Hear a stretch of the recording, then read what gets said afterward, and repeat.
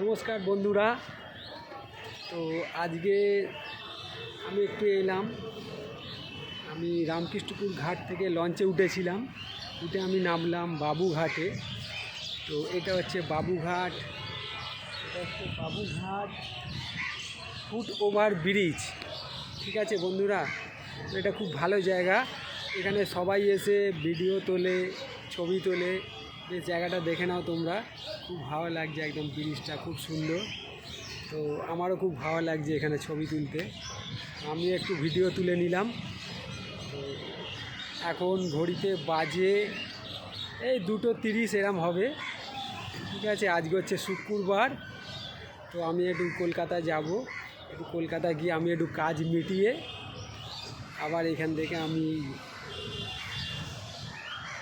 ফিরে আবার লঞ্চে করে ওপারে চলে যাব।